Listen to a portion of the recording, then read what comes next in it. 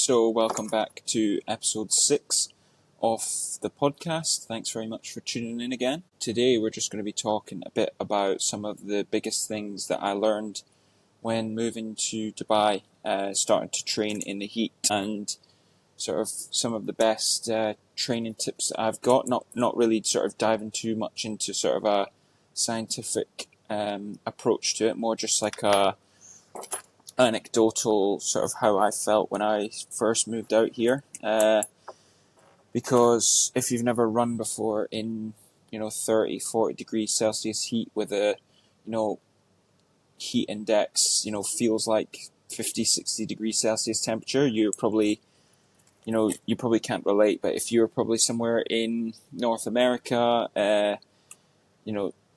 obviously here in the Middle East, everywhere across the sort of across the Gulf is completely humid and very difficult to run in. So I thought it would just be worthwhile just touching on those different things about what I learned when I first came out here. So if you've obviously listened to the show before, you'll know that I moved across here from Scotland. So I probably moved from like the sort of coldest, perfect running condition environment, feels like index between the sort of in the range of 5 degrees to 15 degrees in peak in the summer, some days getting into the 20s but not often, and then coming to Dubai, which is just obviously like night and day. Even I moved across in the end of end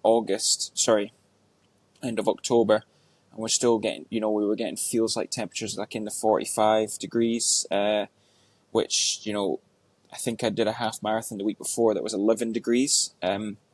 To go from there, and I was relatively fit when I moved across, so running around about just over 4 minute kilometers for half marathon, and come out and do my first run, and I was struggling to even get anywhere close to sort of 5 minute kilometers or 9:30 minute miles. So it was completely crazy. And I think that's something that often people forget when they come into the harder temperatures, that it is obviously a lot harder to run. And I know people sort of, they think about it a little bit, but they don't really sort of process it and go out with a sort of plan.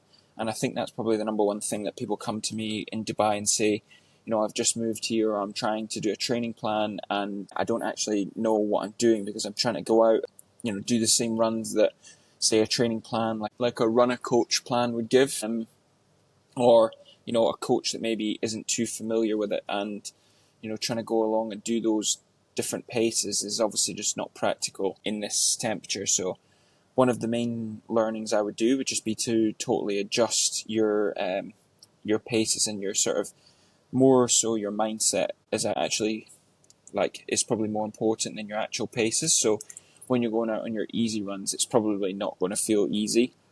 Even if you're thinking of don't worry, I can just go and do 10 30 minute miles, or like 6 minute kilometers, 6:30 kilometers. Even if you're a really experienced runner, someone who's doing 10Ks in 40 minutes, maybe even less, you're still going to find the run physically hard. And I think that's something that people struggle to adjust with. They're not able to go out and enjoy it, and you really don't get the same sense of you don't get the same good feeling after you finish every run. Most of the time it takes 2-3 hours for you to sort of get back into your body temperature into normal range.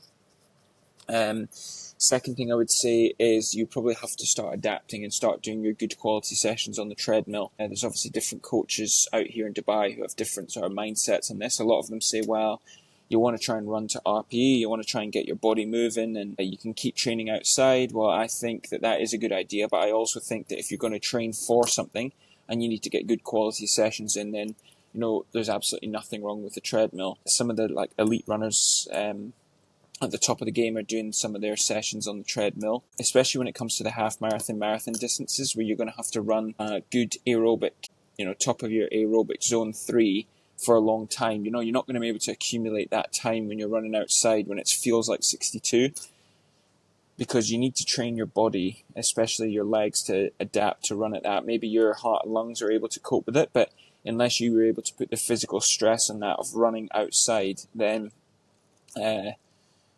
you're going to really struggle. So that's something that I would definitely say is embrace the treadmill.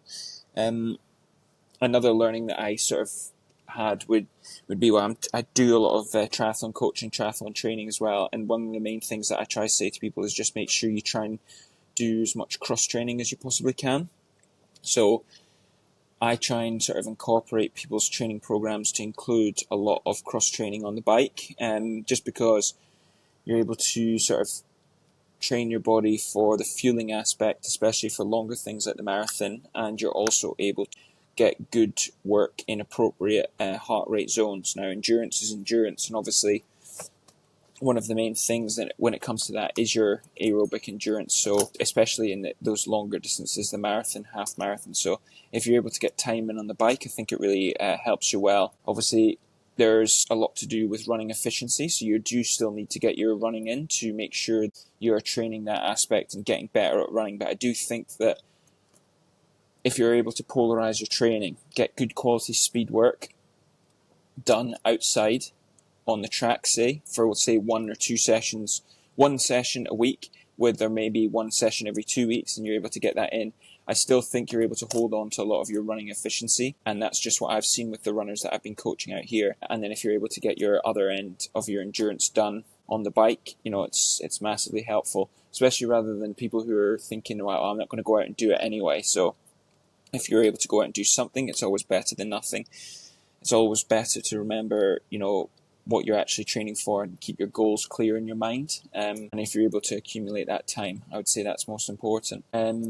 I will say that obviously lots of other little tips you can do, like make sure you're training early. You train early, the humidity tends to be a bit lower than at night. In the evenings here, the humidity still seems to be quite high, so it's not really ideal to go out and get your training done then. And often training in the morning's better, as you manage to get your session in the morning, use your energy, and then you can go to work and get on with your life. It means that you're not coming home from work tired and trying to get a session in when you're fatigued. And also it's extra, the difficulty factors turned up a bit, especially when the humidity is a bit higher. So I think there's lots of other little things you can do, especially people talk a lot about electrolytes, talk a lot about different supplements, keeping your body cool, doing pre-cooling.